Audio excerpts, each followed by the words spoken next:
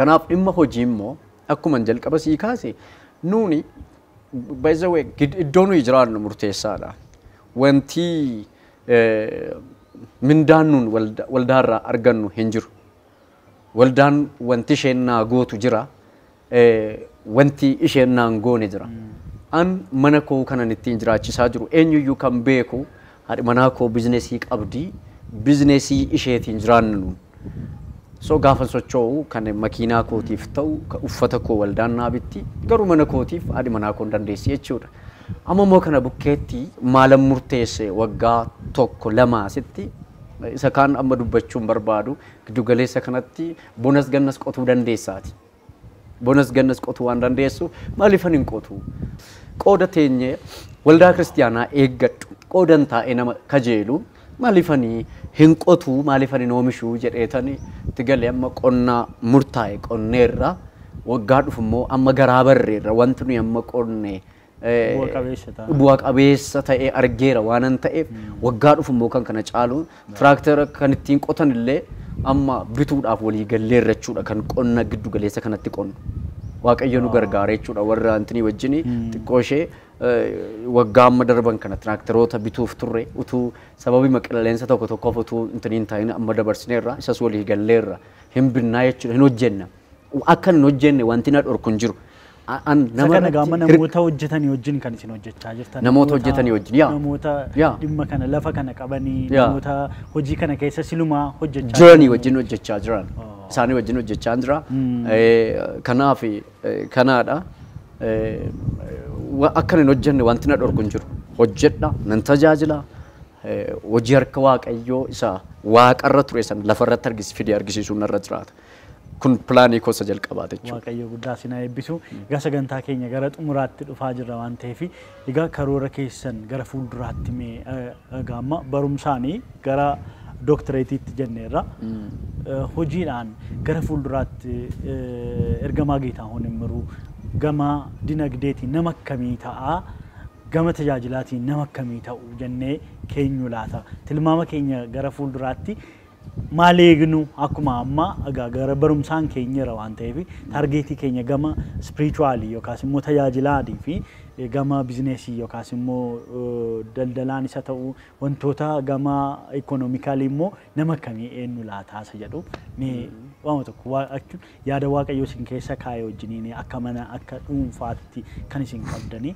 nama akkamii by the way wanti nuyi hojjennu hundinuu hojii mafuuraati. Hojii mafuuraati jechuun wangeeluma Kiristoos bal'isuudhaaf hojjenname. Malee geetuuni ittiin sooromee ittiin waan biraa godha miti. Wanti hojjedhu hundinuu an ofii koo dhuunfaa koo yoon hojjedheyyuu har'as ta'ee waldaa kana wanta hojjedhuun itti dabaleeti kanan tajaajilaa jiru. Eenyuyyuu beeka isa kana jechuudhaan. So kanaaf egereen keenya fuulli keenya durri immoo kanarra kan caalu hojii gurguddaadha kan nuyi karoorfannee jirru by the way hojii nama karoorfannee jirru tarii gaafa kana yennu sorry gaddaan isiniin kutu gaafa kana yennu wanta gaama namoonni nu hordofan kuni kallattii garagaraarra nu hordofu tarii inni kan tarii bajata waldaatiin inni kun kan jedhamu jiraachuu danda'a dhuunfaatti fakkeenyaaf miindaan qaban erga ta'eeti tarii yoon hojjedhee milkaa'ee fi waan waldaa irraa argadhu kun waldaaf hafuu danda'aadha. Ankoon itti dabalamoo inni isin jettan kun sifaa ta'uu dhiisuu danda'a. Fakkeenyaaf tajaajila kanatti dubbataniiti tajaajila biyya biraa deemtanii achumaan waan tajaajila kennaa isinii kenname gatii saatalaayitii kaffaltanii waan deebitan fa'aa waan akkasii fa'aa hin qabdu. Wantoonni isin hojjettan kun bifa liqiitiin namarraa argattanii gara sanatti deebistu moo waldaarraa liqeeffattanii hojjetu moo birrii waldaatiin hojjettanii bu'aasaa fudhattanii waldaaf deebistu mee kana ifuma hubatanii. Namni nama hamma ta'etti namni sitti meeraa'anii gaafa waldaa kana pilaanti goonu homaa tokko iyyuu hin qabu. Horiin waldaa kanuma waldaati waldaa tajaajila. Kan koommoo kanuma kooti kan anaan tajaajila. Nama waanan ta'eef sitti meera jalqabumaa kaasee manaa koo nama tokkotu gargaare by the way biyya bakkeedha. Nama tokkotu akkuma bizineesii hojjetaniif akkuma bizineesii hojjettuuf nama tokkotu biyya Yurooppirraa doolaara murtaa'e ergaaf. Doolaara murtaa'e sana fuutee haati manaa koo hin bal'eessinuu ittiin just hojii hojjechuu qabna jennee doolaara sana jijjiirree gara hojiitti seente jechuudha isheen. Bakka isumaan lafa qabannee deddeebitee namni sun haadha manaa koo gargaaraa turte. Still hamma ji'a fuula duraatti utuma gargaartuuti deddeebiteeti kan isheen gargaartu jechuudha haadha manaa koo. Isheen immoo hin hojjetti wanta argattu kana isheen hin hojjette haati manaa koo baay'ee hojjechuu dandeessi. Hojii garaagaraati bizineesii garaagaraa sochooste jechuudhaan. So kanaafi wanta achirraa argannuudha. Wanta achirraa argannuudha kan nuuni ittiin invest goonu kan biraa irratti iyyuu jechuudhaan. Achumarraa arganna isuma sanatti intinii goona. Isuma achirraa argannu immoo fakkeenyaaf tajaajila yeroo garaagaraatti just tajaajilaadha waan taateef namni si gargaara. Namni yeroo si gargaaru anaan gargaara dhuunfaarratti sana gargaaru ofii kootiyyuu gaafa yerootti saatalaayitii waan kaffallu illee dhabnu kan koofaa fuudheeti kanan saatalaayitii faa kaffalu jechuudha. Kan ammoo eenyuyyuu beeka. Namoonni wajjin tajaajilan beeku jechuudha. Dhuunfaadhaaf naa dhufu ani immoo gara saatalaayitii mana kanaatti yookaan TV fayyinaati. Because iddoo nuyi jiraannu amma iddoo baay'ee murteessaadha. Baay'inaan waldaan keenya waldaa dargaggootaati. Kanayyuu waaqayyoomatu nu gargaaree sochoone malee baay'ee ulfaataa ture. Baay'ee ulfaataa ture jechuudha. Kana fakkaata itti fufnees hojii wangeelaa hojjechuudhaaf itti fufna. Kanarra kan caalu immoo waaqayyo waan haaraa godha nan beeka nan amana. Kana fakkaata jechuudha jiruuf jireenyi nuyi amma keessa jirru. Inni bara garii immoo waaqayyo nu gargaara hin cabsina ol kaan irra dabarra. Waaqayyo sinaa eebbisu. Kanaaf gara fuulduraatti dinagdeedhaan akka balu tajaajilaan hamma kanarraan ga'a. Tajaajilaafis intiniin kaa'amee jira laata. Dinagdeedhaafis wanti kaa'amee jira laata seedu. Sorry gidduun galee waan ta'eef sila jechuu kooti see naatu. Amma argitee namoonni waaqayyoo gurguddaan bizineesii gurguddaa hojjetu nan beekan. Namooti waaqayyoo. So amma akka balu akka sanaa jechuus yoon dhiise just garuu anamma viizinii mataa koo qaba abjuu mataa koo qaba lafan ga'uuf kaayyeesse tokko qaba karaa Kiristoos humna Kiristoos naaf kenneeni sagaleemti waaqayyoo maal jedha humna aboo Kiristoos naaf kenneeni jedhaan waan hundumaa gochuu akka danda'u gochuu dandeenya nuun karaa Kiristoos wanti dadhabamu hin jiru. So lafan ga'uuf murteessee jira. Isa kana immoo irruma guddinni keenya immoo al tokkoon ol baanee gubbaa sana geenya miti. Irraa jalaan chaalenjoonnis jiru, wal'aansoonis jiru. Wal'aansoo kana qabnee kuffisaa. Isa kanas qabnee ma kuffisaadha kan nuyi keessa darbinu jechuudhaan. So kanaafi iddoo ga'uudhaaf waaqayyo naaf akeeke waan hin arge waan hin qabuuf san arge namni biraan arguu waan hin dandeenyeef akka namaas jechuu yoon baadhe waaqayyo geetuuf mul'ata akkamii kenne geetuun mul'ata akkamii qabatee ka'e ka jedhu lafumatti ilaala. Lafumatti ilaala. Kana fakkaata jechuudha. Baay'ee waaqayyo sinaa eebbisu waaqayyo baraaf jireenya keessan akkasumas tajaajila keessan haa eebbisu yeroo addaa yeroo baay'ee bareedaadha walii wajjiniin kan dabarsine waaqayyo sinaa eebbisu xumura irratti waan jettan dhaamsa biyyaafis dhalootaafis qabdan yoo jiraate carraa isinii kenne sagantaa keenya goolabna. Egaa dhaamsan qabu inni guddaan biyyi kun jijjiiramuu kan danda'u tokkoof tokko wangeela Kiristoosiini. Wangeela Kiristoos akkuma ta'etti jiru namni kamniyyuu inni tajaajilu inni baratu barachuu inni daldalu waan waaqayyo ittiin waame kamiini hojjechuudha. Erga hojjenne wanti akka nuyi hin baane nu godhu tokko iyyuu hin jiru. Kanaaf dhaloonni jabaachuu qaba abdii kutachuunis irra hin jiraatu dhaloonni hagam yoo ta'e ani sinittan hima abdii wanti si kutachiisu yoo jiraate akka abdii kutatteetti naftu ati injifachuun kan keeti humna ittiin injifattu waaqayyo si keessa kaa'eera humna ittiin injifattu iddoo biraan barbaadin humna ittiin injifattu waaqayyo si keessa kaa'eera humna injifachuu humna ittiin cabsanii ba'u dukkana kan irratti kan ittiin ejjechuu humna guddaa waaqayyo si keessa kaa'eera humna guddaa waaqayyo waan si keessa kaa'eef teessee abaluu sana kanan jedhin teessee harka namaa hin eegin waaqayyo humna guddaa si keessa kaa'eera humna injifachuu humna moo'ichaa si keessa kaa'eera.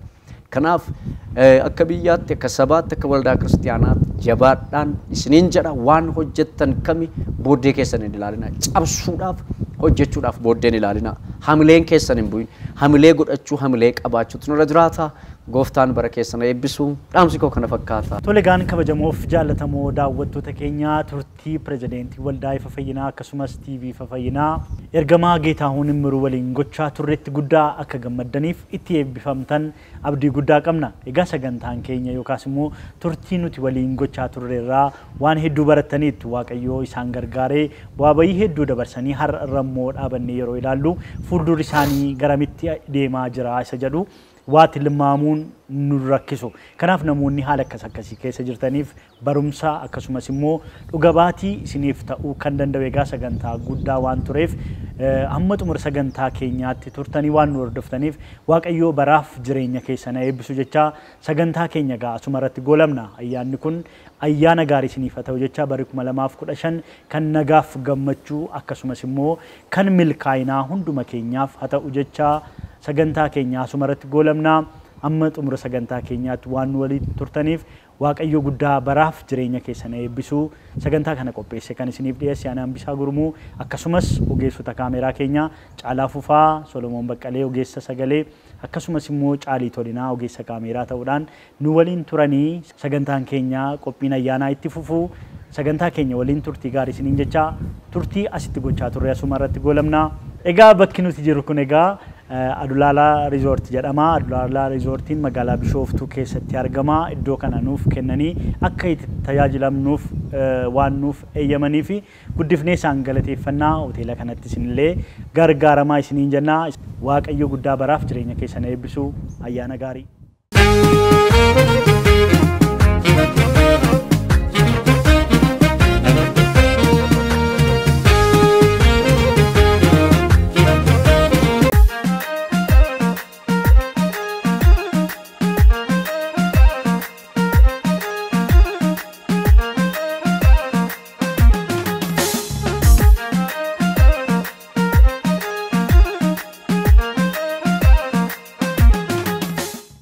Egaa hojiiwwan bara darbee akkasii erga jenne akka nama Waaqayyootti ammas kadhatuma keessa jirtu waan ta'eef hafuura kadhataa fi hafuura mul'ataa kanaan keessaa utuu hin ba'iin bara dhufnee keessa seenne kana bara 2015 namni Waaqayyoo maal jedhu laata waa'ee bara kanaa? Sagaleen Waaqayyoo waa'ee baraay bara bitaa'edha. Barri nu bitatu utuu hin taane bara nutu bitee keessa darba. Bara keenya immoo nutu bitatee injifachuu danda'a.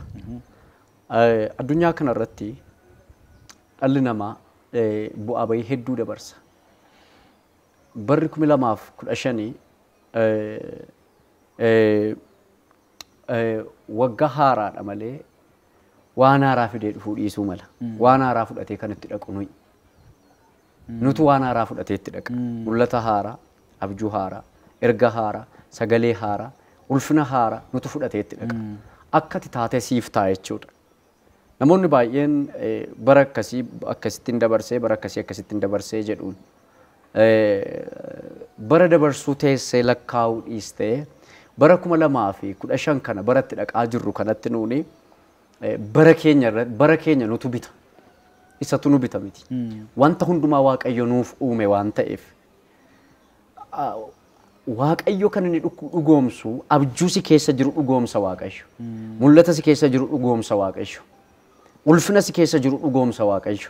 Kan inni dhugoomsu sati baadhattee deemtu malee isa barri baatee deemu miti.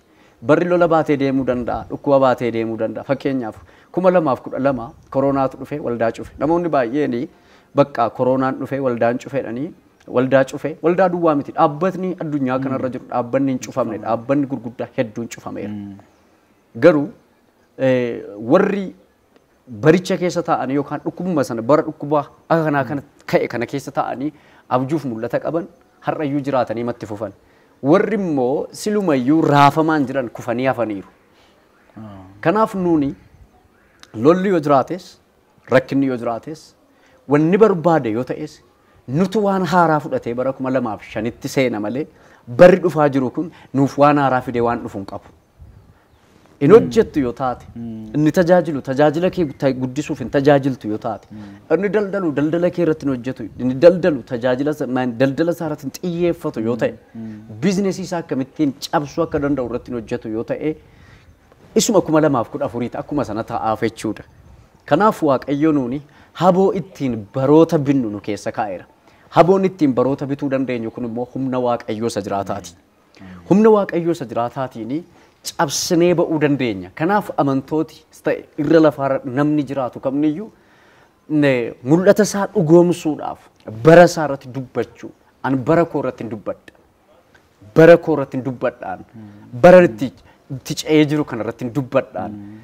Kanaaf bara kana injifachuu kan danda'u mul'ata na keessaati malee barri kun mul'ata addaa waan sii fidee dhufu hin qabu. Mul'ata waaqayyootu sii kenna, baratu sii kenna miti. Bara immoo bara itti dhaqaa jirtu kana jirsitee darbuudhaaf ofii kee jabeessuu kadhachuudhaaf hojjechuutu sirra jiraata. Wanti ati gootu, wanti ati raawwattu, wanti ati irratti hojii kee irratti geggeessitu jechuudha. Bara kana bituu danda'a jechuudha walumaa gala.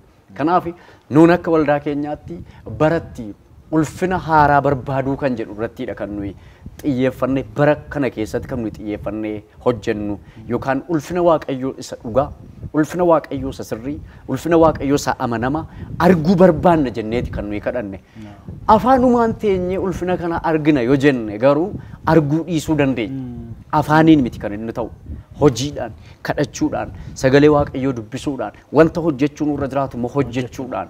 Kanaaf injifachuu kan nuyi dandeenyu bara kana nutu injifata malee barri kun waan inni ittiin injifannu hoo jedhee waan nuuf kennu kan biraan qabu. Ulee ittiin injifannu, billaa ittiin injifannu, wanta ittiin injifannu kan biraan qabnu. Waaqayyo kan nuyi ittiin injifannu nu keessa kaa'eera. Wanta inni nu keessa kaa'e kanaan diiguu dandeenya jechuudha. Bara kana bara 2015 gaa amantoota keenyaaf yeroo ulfina, yeroo eebbaa, yeroo itti nuyi cabsinee baanu nuuf godha jedhee tanani kanan kadhachaa jiru kana namanu akkasuma godha waaqayyos. Ameen.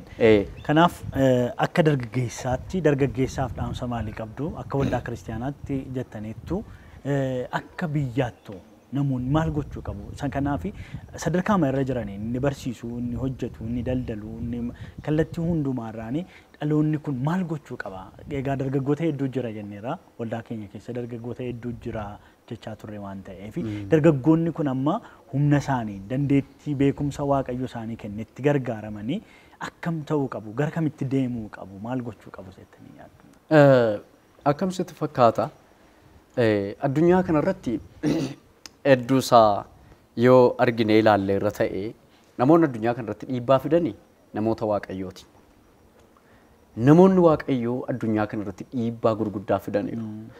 Fakkeenyaaf biyyoota akka Yurooppii fi Ameerikaa kan geeddaran namoota waaqayyooti yookaan waldaa kiristaanaadha.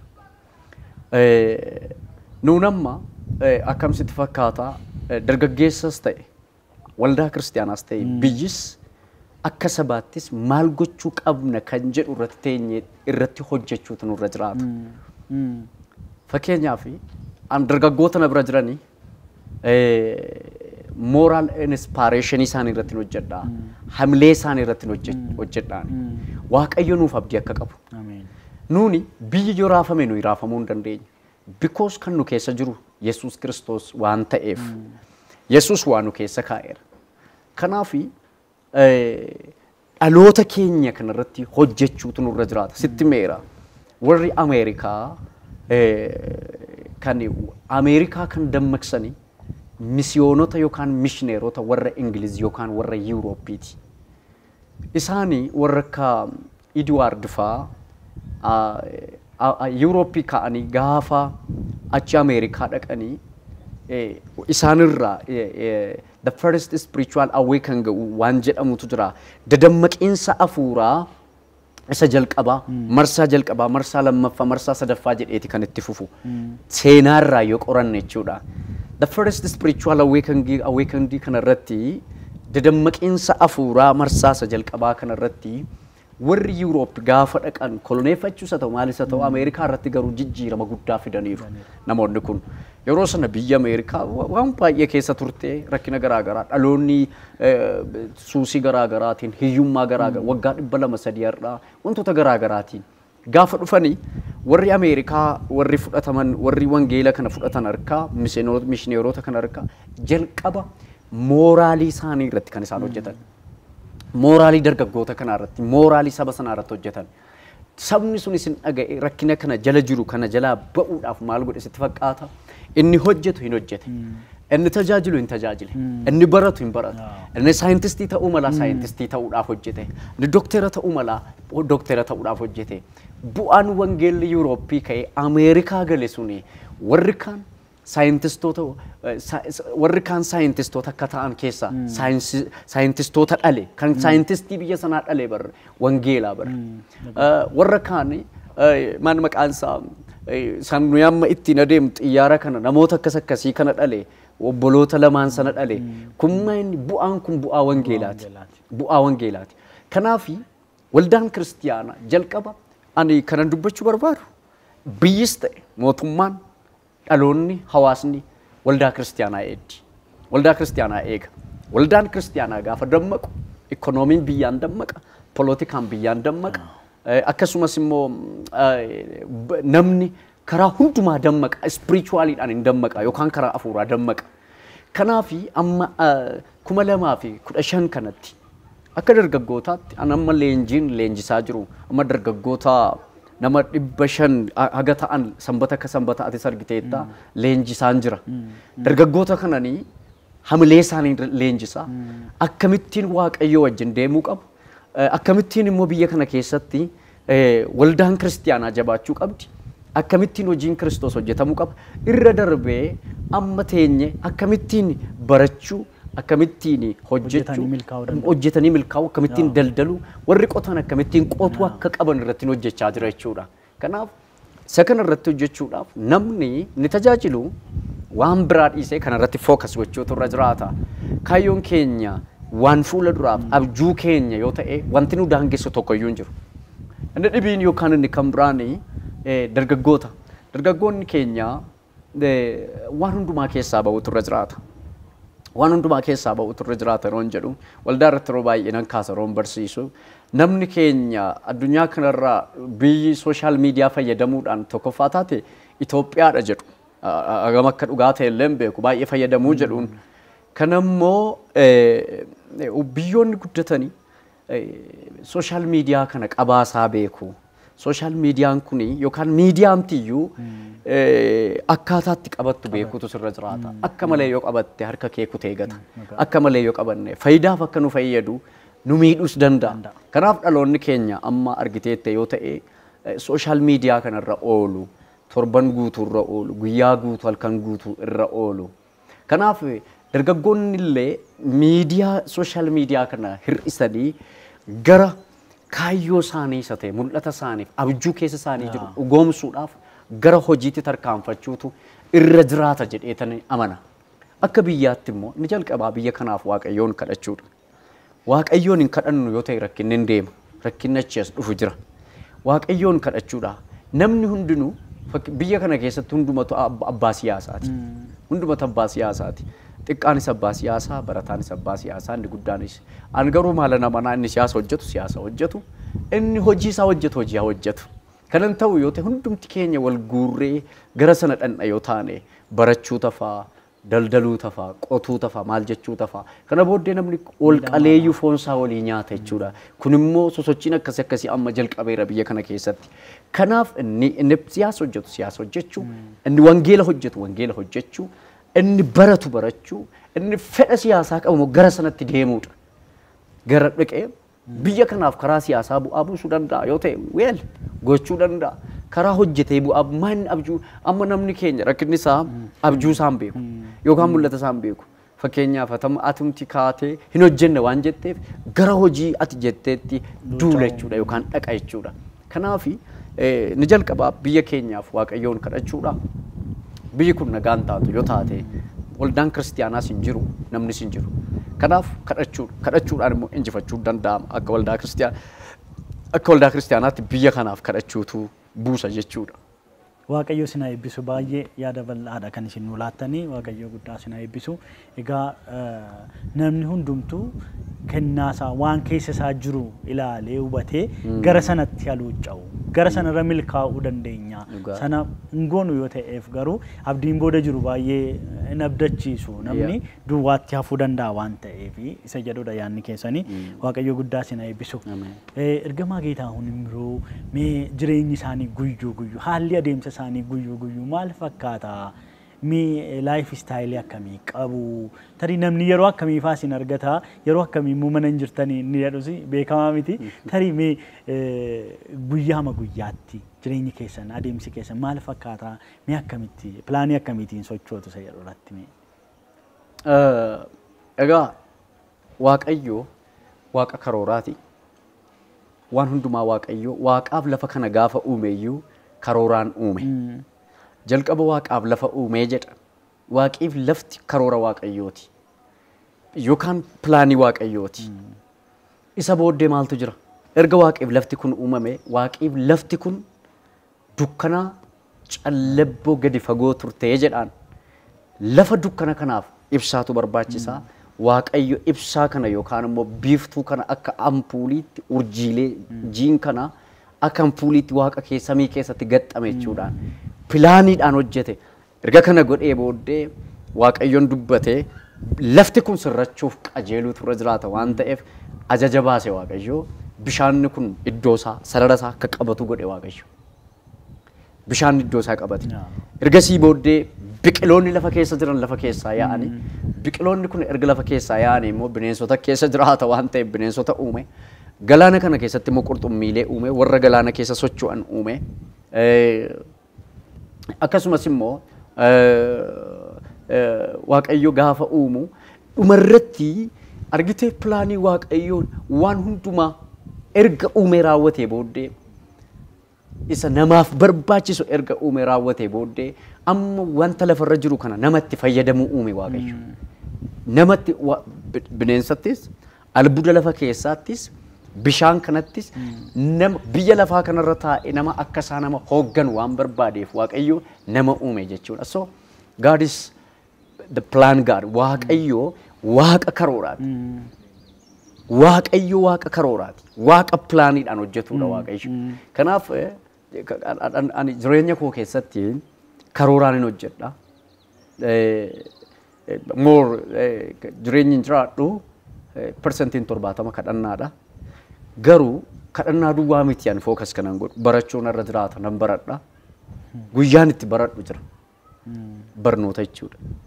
Barsiisuu duwwaa utuu hin taane nan baradha. Barumsa koof karooran qaba. Guyyaa barumsa kootti eenyu yoo dhufe yuun keessummeessu barumsa qaba. Gaafa sanan kadhadhus barumsa koon baradhu. Gaafa sanan kadhadhu. Gaafa sanan sin kadhadhu karoora waan ta'eef jechuudha. Yaa kanaaf barumsa koo waggaa lama kanaadha kanan barachaa jiru. Itti yaadeema kanan barumsa koo barachaa ture. Har'a miti waggaa lama fuula dura yeroo koronaa keessas barachaan ture. Yeroo koronaa keessas deddeebi'ee Finfinneetti yeroo intiniin cufaa ture deddeebi'eetiin kanan barachaa ture jechuudha waggaa tokko sana. Ergasii immoo amma beektagaa maastarsii koo amma barachaa jira. Amma torban dhufu keessa amma gaafa ilma dhuftuu keessa jedhee beeku walee na gargaaruudhaaf eebba. Gaafa yoomiti inni fulbaana torba. Fulbaana torba. Torbanuma kana. Torbama kana jechuudha maastarsii koo Waaqayyo nu gargaare. Kanaaf isallee bifuma addaa. Gaafuma sana geenyee wayyuu. Egaanumatti tola baay'ee. Gaafa sana geenyee. Kanaaf kadhachuudhaaf yeroon qaba, barachuuf yeroon qaba, barsiisuuf yeroon qaba, namoota argachuu malaas argachuudhaaf yeroon qaba. Kanaan achi pilaanii koon ala ba'ee waa takka iyyuu hojjechuun barbaadu. Yeroo kadhachuun moor kadhannaan keenya waggaa kana keessa gaa dur torban guutuu kadhanna turre amma shiifti goonee alkanitti deebisne amma akkuma nama sitti maa ture alkan namni hundinuu hin kadhata waldichatti waldaa bulee kadhata anis yeroon kadhachuu malaatti dhaqee dhatanii kananii kadhadhu jechuudha. Kanaaf tajaajila kootiif pilaanii nan hojjedha. Pilaanii koon alatti ani baay'ee koomitimentiin qaba. Yeroo irratti ani karooraaf jechuudha. Ani sa'aatii 9tti na beellamte an 9:05 sin argu. 9:00 si arga. An sa'aatii koo irratti baay'ee hamaadha. Sa'aatii koo miis gochuun barbaadu, gubuun barbaadu. Asumaan namni akka beekutti. Kanaaf nama argachuu malaa sa'aatii 12tti yoon beellame 12tti argadha. Tokkotti yoon beellame tokkumatti argadha. Amma rakkinni humnaan olii narra hin jiraannetti dhala namaati waan ta'eef rakkinni dhibu waan ta'eef jechuu barbaadeeti. Guutuu miti. So garuu an sa'aatii koo baay'een kabaja jechuu barbaadeeti. Kanaaf waan hundumaaf yeroon qaba. Yeroo hojjechuu yeroo kitaabotan barreessaa jiru qaba. Kitaaba barreessaa jirru qabna. barattoota barsiisaa jiru kana isa waan isaaniif dubbisuun qaba. Dhuunfaadhumaan iyyuu immoo yeroo itti barattan, yeroo itti tajaajiltan, yeroo itti immoo maatiidhaan immoo qonnaan yookiis immoo dhimma jireenya dhuunfaa keessan geggeeffachuus immoo karaa barbaaddan jira jechuudha. Daldalaanis haa ta'u kallattii garaagaraan hojjechuu dandeessu. Kuni dhimma dhuunfaati waan ta'eef baay'ee jechuu dhiisuu hin danda'a. Garuu namni tokko saganteessee jennaan hinuma danda'a isa jedhudha yaada. Wanti hin danda'amne hin jiru. Namni keenya nuuni durii warra tajaajilaniini tajaajilaan akka waan hojii danda'een hojjenneetti fudhata. Garuu tajaajilaan hojjechuu danda'a. Hojjechaa ma tajaajiluun hin danda'ama. An kanatti nama na by the way. An jechuun kun this is my vision abjuu kooti mul'ata kooti kun waanuma keessa koo jiru. Inni naaf ifeessa tokko ofi fuudhisuu danda'a. Kan dhiisuu malanis dhiisuu malu garuu kanan jedhu tajaajilaan hojjechaa tajaajiluu qaba jedheetan amana. Gaafan jedhu hojjechaa tajaajiluu qaba yeroo hin jedhu kun intinii mataa kooti jechuudha. Kanaaf dur amantoonnis ta'e namoonni keenya akka waan tajaajilaan hojii hin dandeenyetti fudhata. Kanaaf ani immoo isa kana hojjedhee argisiisuun barbaada jechuudha. Hamma humna kooti waan waaqayyo na keessa kaa'een jechuudha. Kanaaf isa kana qonnallee asii giddu galeessa kanarratti jallisiidhaan hojjechaa jirra. Kana malees amma gara Benishangul Gumuzii akkuma beekamu qonnaa warri mootummaan Benishangul Gumuz lafa guddaadha kan inni nuu kenne. Isallee waggaa dhufu kana yoo waaqayyo nagaa nu godhe gara sanatti illee deemaa jirra jechuudha. Lafa guddaadha kan nuu kennaa intini ta'anii. Garuu kanumti kan inni dhufee wallaansoo isaan kana dura dabarsin irraati jedhama. Tarii jireenyi isin kaleessa dabarsitanii wallaansoo isin kaleessa dabarsitan kun akka isinarra baay'ee fageessitanii ilaaltanii fi wantoota isin gara fuulduraatti hojjechuu yaaddan kanaaf karaa isinii ta'eera laata karaa isin dabarsitanii dhuftan maal fakkaata? Dhugaa dubbachuu fi an maatii mucaa baadiyyaatti dhalatee guddateedha. Maatii harka qalleessaa keessatti dhaladhee guddadhe dhugaa dubbachuudhaafi. So ijoollee mata'ee akkaataan itti maatii koo waan waldaa kiristiyaanaa iyyuu erga guddannee nu keessa dhufe ijoollee ta'ee haa akkamittiin maatii koo jijjiiruu danda'a akkamittiin maatii koo gargaaruu danda'a kan jedhuni irratti hojjedhan ture akkamittiin maatii wantoota garaagaraan hojjechuu jaalladha. Kanaaf qonnuma iyyuu ijoollee ta'ee maatii mata'ee maatii koo keessatti yeroon kutaa 5-6 baradhu maatii koo biraa ka'ee iddoo biraa dhaqee qonna fa'aa qixxee namarraa fuudhee qotee beekan waggaa 2 mana namaa taa'ee jechuudha. Kun ofii kootuu hin taane maatii koo jijjiiruudhaaf yookaan haadhi koo jabduudha jireenya challenge gochuu keessatti wal'aansoo qabu keessatti haadhi koo nama jabduudha. Ani haadha koon fakkeenya fudhadha hojii irratti jechuudha. Kanaaf akkaataa haadhi kootti na guddiste akkaataa isheen itti nu barsiiste waanan beekuu fi wantoota nagaduun irra jiraatu nagaddee bokkaadhaan bokkaan jettu jireenyaan jettu waan hundumaa challenge goote gaafa wajjin deemu yeroo tokko na gorsiti. Jireenya akkamitti akka challenge gochuu danda'an akkamittiin jireenya wal'aansoo qabu akka danda'an waan isheerraan dhaalee dhufe jechuudhaan. Kanaaf maatii koo jijjiiruudhaaf wanti yaaliin hin goone hin jiru jechuudha. So ani hiyyummaa yeroo sana mataa kootumaa ture kana har'a tumuun qabaan hiyyummaan kan waaqayyoo miti. Namni hubachuun namarra jiraatu hiyyummaan kennaa waaqayyoo miti. Hiyyummaa keessaa ba'uuf immoo waaqarraa miraakiliin dhangala'u tokko iyyuu hin jiru. Waaqayyoo miraakilii gochuu danda'a. I know God is the miracle God. Waaqayyoo waaqa miraakiliiti. Waaqayyoo waaqa dinqiiti. Garuu birriitu dhangala'aa jedhee waaqayyoon eeguun narra hin jiraatu hojjechuutu narra jiraata. Hojjechuun qotuun narra jiraata yoo ta'e qotuu nagaduu jiraata taanaan nagaduu namni kamniyyuu dargaggeessi amantoonni keenya lafarra ka jiraatan afaan kana ka dhagaan hunduu kana beekuutu irra jiraata jedheetanii kanan amanu jechuudha. Namni tokko waldaa kiristiyaanaa keessaa yoo hojjete milkaa'e waldaaf eebbadha. Akkasittiin amana sababni isaa waldaa keessatti miseensa ta'e namni tokko qabeenyaan yoo eebbifame qonnaan yoo eebbifame yookaas daldalaan yoo eebbifame waan inni ittiin eebbifame sun waldaa kiristiyaanaaf eebbadha.